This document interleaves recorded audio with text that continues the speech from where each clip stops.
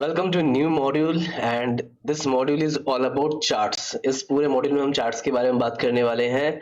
And let's start with the basic structure. सबसे पहली बात यह है कि जब भी आप चार्ट्स पे डील कर रहे होंगे तो मेक श्योर कि आपके पास रो एंड कॉलम हेडिंग हो। यानी कि आपके पास जो भी वैल्यू होगी उसके उसके एक रो की भी हेडिंग होनी चाहिए, दैट इज रो की हेडिंग एंड द कॉलम की हेडिंग। ये रोज एंड कॉलम्स की हेडिंग क्या डिनोट करती है? ये रोज एंड कॉलम्स की हेडिंग आपको ये डिनोट करती है about the axis. X axis and Y axis जो हम बात करेंगे आगे, उसके हेडिंग्स को डिनोट करती है। एंड एक्सेल बेसिकली एक्सेल को बहुत ही इजीली अंडरस्टैंड हो जाता है कि ये डेटा कैसे रिप्रेजेंट करना है। अब जैसे कि स्टार्ट करते हैं कि मुझे लेट्स से कि यहाँ से यहाँ तक का जो डेटा है that is of different locations के, ये जो क्वार्टरली रिजल्ट्स है या फिर क्वार्टरली अमाउंट है उसे मैं शोकेस करना चाहता हूँ चार्ट्स में। अब आपके पास दो तरीके हैं चार्ट्स को रिप्रेजेंट करने के। अगर आप एक शॉर्टकट तरीके की बात करें तो एक फंक्शन की है that is your F11। F11 को आप जैसे ही प्रेस करते हैं तो आपके पास डायरेक्टली एक चार्ट क्रिएट होकर आता है। लेकिन वो कौन सा चार्ट होता है? वो कॉलम चार्ट होता है। एक बार प्रेस करके देखते हैं। एंड जैसे ही मैंने प्रेस किया आप देखिए यहाँ पे एक न्यू हमारा एक शीट क्रिएट हो गया that is of chart 1। And इसके करस्पॉन्डिंग हमारे पास डिफरेंट क्या हो गए हैं? चार्ट्स आ चुके हैं। करेक्ट। देखिए यहाँ पे डिफरेंट ऑस्ट्रेलिया, जर्मनी, इन सबके लिए जो हर क्वार्टर का रिजल्ट है वो आ चुका है। एंड ये हमारा हमारा जो डेटा था वो है। बट नाउ लेट्स से कि मैं चाहता हूँ कि जो ये जो हमारा लोकेशन है, डिफरेंट लोकेशन का क्वार्टर 1 और क्वार्टर 4 बस आए। अब ये मैंने कैसे किया? मैंने पहले ये दो रीजन सेलेक्ट कर लिए जो रेंजेस है। उसके बाद मैंने कंट्रोल की को होल्ड किया एंड उसके साथ मैंने ये सिलेक्ट किया तो ये सब कुछ आ चुका है। And again the same thing, अगर आपको कॉलम चार्ट प्रिपेयर करना है तो you just have to just press F11 and यहाँ पे एक न्यू चार्ट क्रिएट होके आ गया है। लेट्स से मैंने इस चार्ट का नेम दिया वाटर्स वाटर 1 एंड 4 एंड इसको मैंने कहा वाटर ऑल। अब कुछ चीजें के बारे में बात कर लेते हैं हम। अगर हम इस पार्ट को नोटिस करें कि यहाँ पे आपको दिख रहा होगा कि डिफरेंट चीजें दिख रही है। पहली बात ये कि यहाँ पे जो आपको y एक्सिस है that is this axis, this represents values. By default आपके जो y एक्सिस है वो क्या रिप्रेजेंट करता है? वैल्यूज रिप्रेजेंट करता है। एंड जो आपका x एक्सिस है वो रिप्रेजेंट करता है कैटेगरीज। तो आपके पास हो सकता है आप अपोजिट चाहे, आप चाहे कि ये जो है वो कैटेगरीज रिप्रेजेंट करे एंड ये जो है वैल्यूज रिप्रेजेंट करे, वो भी पॉसिबल है। एंड द बॉटम थिंग, ये जो बॉटम वाला पार्ट है इस पे आपको क्या रिप्रेजेंट कर रहा है? These are called legends. Legends यानी कि आप किसकी बात कर रहे हैं? ये जो आपने डिफरेंट लेआउट शो हो रहा है अलग अलग क्वार्टर्स का, ये कलर किसको रिप्रेजेंट करता है दैट उसके बारे में जो बताएगा that are called legends. Understood? Now the thing is कि हो सकता है अगर आप 3D चार्ट यूज कर रहे हो तो यहाँ पे आपको 3D दिखेगा एंड वो रिप्रेजेंट कर रहा होगा आपका Z एक्सिस को। अंडरस्टूड?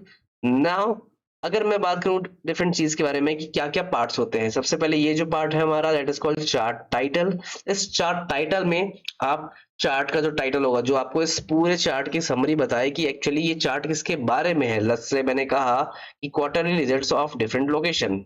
लेट्स से मैंने कहा quarterly quarter results of different locations। ये हमारा क्या हो गया? टाइटल हो गया। एंड इसकी डिफरेंट सेटिंग्स क्या है ये हम आगे के लेक्चर्स में समझेंगे। बट अभी के लिए हम बाकी चीजें समझते हैं कि एक चार्ट में क्या क्या पार्ट्स होते हैं। जैसे कि ये जो पार्ट होता है आपका, सबसे पहले these are called grid lines. जैसे ही मैंने एक ग्रिड लाइन को सिलेक्ट किया वैसे ही क्या हुआ? देखो सारे ग्रिड लाइंस हमारे सेलेक्ट हो गए हैं। एंड अगर मैं चाहूं तो इस पर्टिकुलर ग्रिड लाइंस को डिलीट भी कर सकता हूं by pressing the delete button. जैसे डिलीट किया तो हमारा वो पार्ट हट चुका है। एंड यहाँ पे समझने वाली बात ये है कि ये जो हमारा चार्ट है ये किस पे हुआ है प्रिपेयर? ये बेसिकली एक एरिया जो हमारा इस पर्टिकुलर चार्ट्स के पीछे का जो एरिया है that is called plot area. इस प्लॉट एरिया के ऊपर ही हमारा चार्ट यहाँ पे प्रिपेयर हुआ है। नाउ अगर मैं बात करूं लेट्स से पाई चार्ट के बारे में। अभी पाई चार्ट क्या है?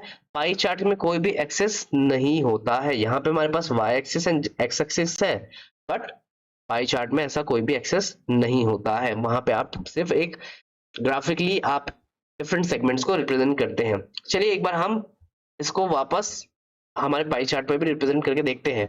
बट नाउ अब देखिए, एक नोटिस करने वाली बात ये है कि मैंने अभी तक जो चार्ट्स क्रिएट किए थे वो डिफरेंट शीट्स में थे, एंड आई वांट कि ये जो चार्ट है वो आपका सेम सेम शीट के अंदर आ जाए।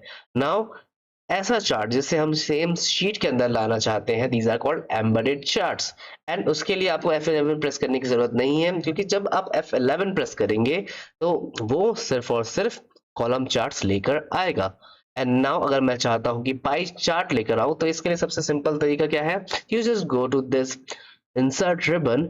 इस इंसर्ट रिबन में आते ही आपको एक होल न्यू सेक्शन मिलेगा, दैट ऑल अबाउट चार्ट, सारे चार्ट्स के बारे में आपको मिलेगा।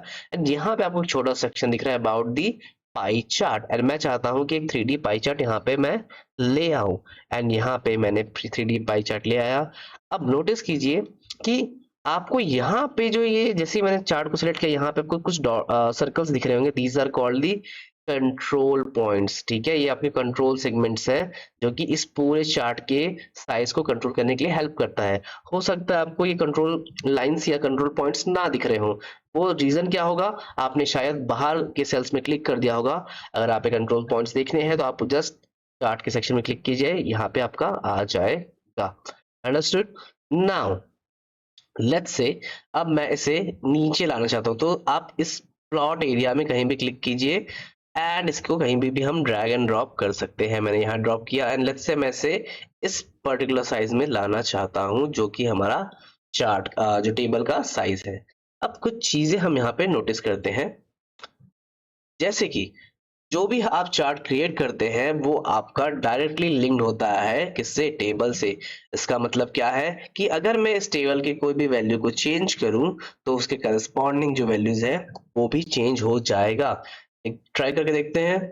एक लेट्स से कि जो Q2 का ऑस्ट्रेलिया का वैल्यू है ये मैं लिखना चाहता हूं, let's say 10,000।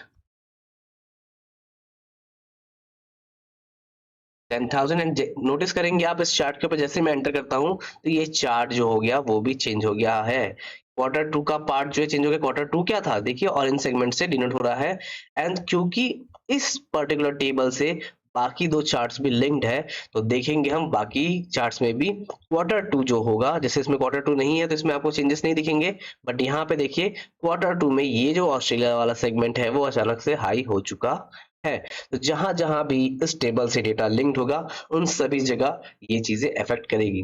Now this is all about the column chart and pie chart. अब डिफरेंट टाइप्स के चार्ट्स क्या होते हैं, एंड हम कैसे इन चार्ट्स को मैनिपुलेट कर सकते हैं, डिफरेंट सेटिंग्स क्या क्या होती है, ये हम थ्रू आउट द मॉड्यूल समझने वाले हैं। तो बने रहिए, एंड मिलते हैं नेक्स्ट लेक्चर में। Till then bye bye, have a good day.